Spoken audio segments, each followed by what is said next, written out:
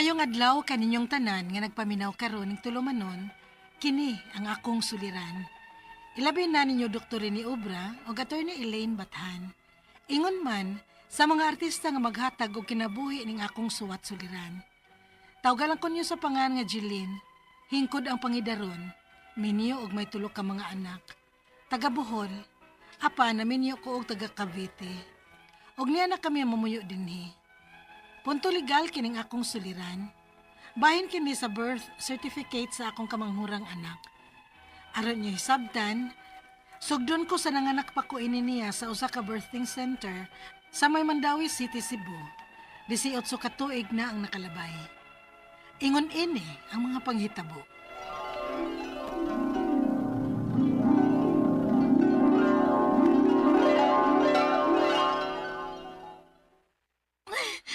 Sakit na gid kayong akong tiyansan eh. At tulog ka sa ospital. Ayaw na lang sa ospital. Kay gamay ra ba itong kwarta. Ay, asa mo ka mga anak? Ato lang ta sa birthing center.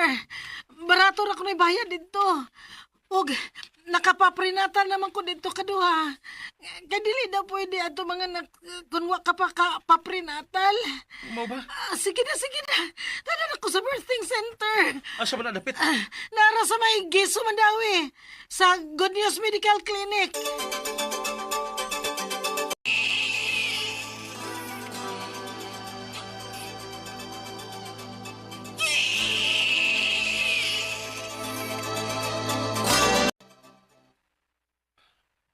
Lalaki ang ikatulong na itong anak. Lagi, lalaki gyapon. Og tulo na ang atong anak. Sa mutaan ni kalisod. Kuwang pagani tag gibaya din isa. Nanawag na ko ni mama. Gipahibaw na ako siya nga nanganak ka na. O kuwang nga itong kwarta. Magpada ko na siya. Ay, salamat in taon. Magkikistorya ko na sa mama na to. Kanus aman. Human ko na to maka-out din sa birthing center. Kaan ko no. Siguron ko na to pagdaang live birth ni Dodong. O to, kung sabi ito ipanganin ng ikatulong na tong anak. Siya si Kier. K-Y-E-R. Ganahan ko sa pangan nga Kier.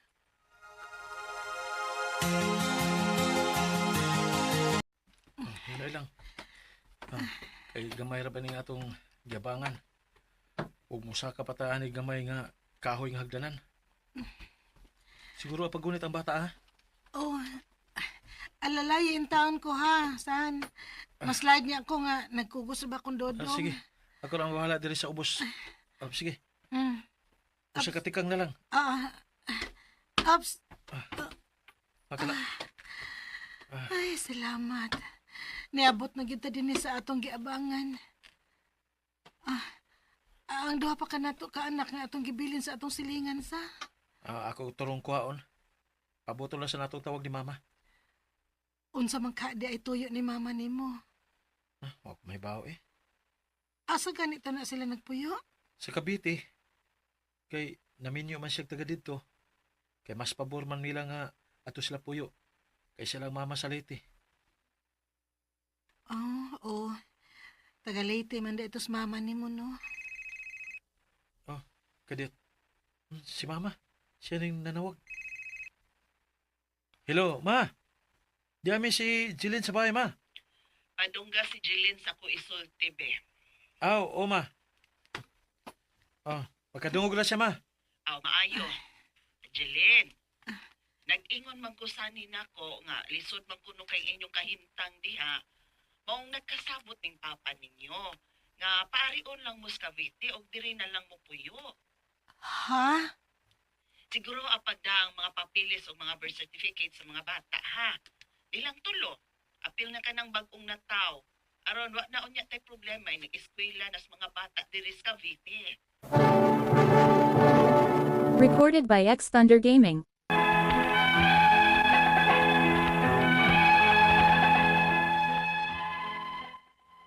Tungod sa among kalisod kaniadto sa diha pa mi sa Mandawi City, Cebu, nisugot na lang ko sa sugyot sa akong ugangang babae nga adto na may mamuyo sa ila sa Cavite. Layo na gid kaayo sa amo ug sa natawhan sa akong mga anak. Nang labay ang mga tuig, nangadagko na ang among anak o nang eskwela na. Unya, Ma, sabi ni teacher pa, birth certificate ko raw kasi malapit na yung graduation namin. ay oo nga anak no. May live birth ka naman dyan. Yan ang dalhin mo at ibigay mo kay teacher ha. Okay po ma, salamat po. Naman ito si Kier sa elementary, no? O lagi. Kadali na sa pagdagan sa panahon no. Pila naman di ay tuod takatuig din his Cavite. O lagi. Mag-high school naman ito si Kier sunod tuig pohon. Og gipangayuan lagi ko no siya birth certificate sa iyang teacher. Hmm? Masin para rato sa ilang diploma. Ay, maghanda dahil unya tagamay alang sa iyang graduation ha. Mama, Oh, ni ana din yung bataa ay. Nauli nagi ka sa eskwelahan. Oh, kisa nasad kay gikaaway ani nga bugat man kay naong. wala po akong kaaway mama. Sabi kasi ni teacher, mali raw tong birth certificate ko. Dapat sa PSA raw. Ay, ganun ba? Sani, san, pag-look up niya dig birth certificate aning Kier sa PSA.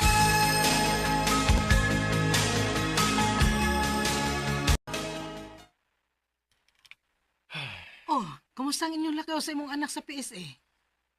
No record man si Kier sa PSA. Ha? Uy, nganong na no record man?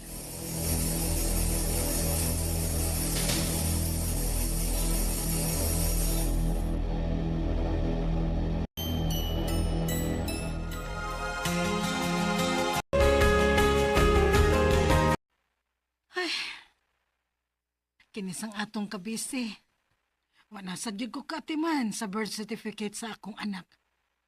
Ay, pastilan. Graduate naman di ay tuod si Kira sa high school. Ay, nga ako magawang sa Cebu. Ilote! Oy, naunsa man taon mong duha si Sani? Wala ninyo atimanan ng birth certificate sa bata? Ha? Ngayon na ba ako magkati? Ay, imong anak in taon. Nag-message na ako. Nangutana na ako nga, di ba naamang kuno ko sa Cebu? Kunya diri man kuno siya mataw. Magpatabang kuno siya nako sa iyang birth certificate. Og ipasubay ning birthing center nga imong giangkan niya diri. Kunya, nagpangutan na ako aning Good News Medical Clinic. Wa naman kuno ni ron. Kay dialysis center naman ni karon. Ha?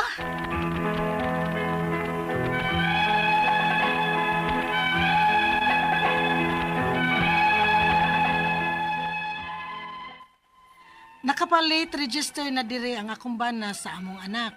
Apan kinahanglan pa manggod kuno nga i-acknowledge diha sa Cebu kung tinuod ba gyud nga diha matawo ang akong anak. Unya, wa naman di ay ang birthing center nga akong gianakan didto sa Mandawi City, Cebu.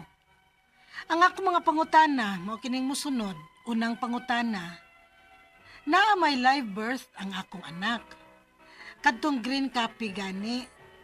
Unya, unsa mang pagkahitabuang nga wa may record ang akong anak sa PSA. Ikaduhang pangutana, wa na di kuno ang birthing center nga akong giangkan dito sa Giso, Mandawi City. Ang Good News Medical Clinic.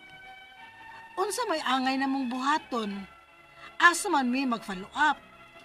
Ikatulong pangutana, nag-apply na mi og late registration diri sa Cavite. Apan kinahanglan pa man day kuno nga i-acknowledge ang among application diha sa Cebu. Unsaon man namo nga wa man mi mahibaw kung asa na ang midwife nga nagpaanak nako. Ikaupat og katapusang pangutana. May nag-ingon nga mas dali kuno ang mag-process kung kaming ginikanan mismo ang mo-process ini diha sa Cebu. Gasto man gud kaayo. Dili ba pwede nga ipaprocess ko na lang ni sa akong maguwang diha? Kaso, ang mga records sa akong anak, niya man diri namo sa Cavite. Unsa may akong buhaton, nga kanang dali unta nga proseso. Palihog, tabangi og tambagi ko. Kini ang akong suliran, Jilin. Maayong adlaw mga sukintig paminaw kini si Attorney Elaine Bathanog. Ako today, akong tingog sa ayaw sa wala na pabaya si Doc ha. Ako lang sang tingog ang inyohang mapaminaw ug ako kay abogada man ko ako'y mohatag ninyo og tambag, tubag, solusyon kalinawan sa inyong mga pangutana, mga problemang may punto legal. Okay, ug ato ang padakong pasalamat sa tanan natong mga likers ug followers sa ato ang kini ang akong suliran official writers page ug sa tanan mga mag-like ug maminaw sa ato ang programa sa Facebook, no? Of course, kung kinsa tong gusto nga mopada silahang suwat, mahimo ninyong ipadala sa suliran_612@yahoo.com or sa ato ang Facebook account nga kini ang akong suliran official writers page. Pwede sad atong ipadala sa 3rd floor, Jose R. Martinez Building, Osmeña Boulevard, Cebu City. Punto legal ang ato ang pagahisgutan karong adlaw. Tawagon nato sa pangalang Jeline ang ato ang letter sender nga taga Cavite. Bahin ni sa birth certificate sa iyang kamanghuran anak and naanak ni niya sa birthing center Agoy in my beloved Mandaue City, Cebu. 18 na katuig ang nakalabay of age na di ay ni ang anak nila, no? Ang anak ni Jeline. So una niya ang pangutana. So dapat girehistro ni sa Mandaue City. Betan na to ni Be. Unang pangutana.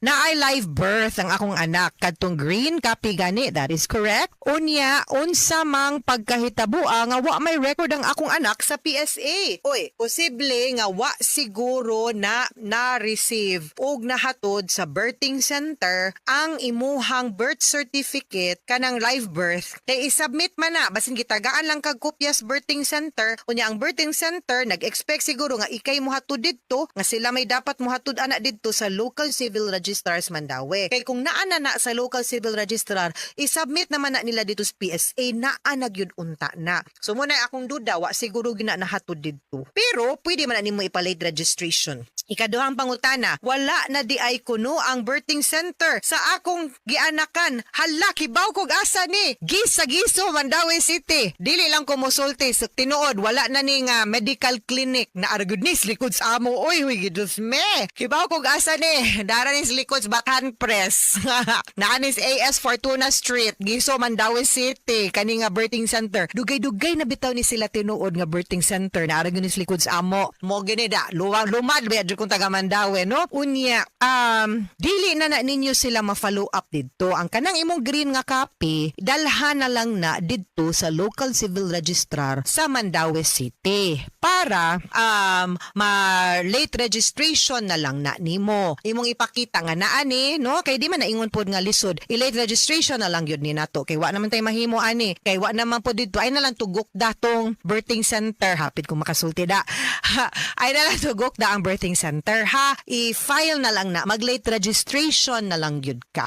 Ikatulong pangutana, nag-apply mi og late registration diri sa Cavite. Apan kinahanglan pa man di ay kuno nga i-acknowledge ang among application sa Cebu. Unsaon man namo nga wala man mi mahibaw kung asa ang midwife nga nagpaanak nako. Dili na need kay late registration man. Ingna na lang na wala na mo kabaw ano na lang dito maghimo ng tag-affidavit nga wa gyud siya na register. I-attach naman na ninyo ang certificate of no record sa PSA to show nga wa gyud ni record inyong anak and naa din niya green copy mag-late registration mo. Kibaw ka, mas may pag-ari na lang ka diri sa Mandaue, magpa-late registration ka diri mangyud na anak. Ikaupat, pagkatapusang pangutana, may nag-ingon na ako nga mas madali kuno ang pag-process kung kaming ginikanan mismo ang process ini diha sa Cebu. Agree. Although, tinuod, gasto kaayo. Dili ba pwedeng ipaprocess ko na lang ni sa akong maguwang diha? Kaso, ang mga records sa akong anak, niyaman na mo diri sa Cavite, unsa may among buhaton, nga kanang dali unta ang process, I think mahimo man na. No nga, mag-execute lang mag-special power of attorney, pamalihugan ninyo. Pero, ang kanang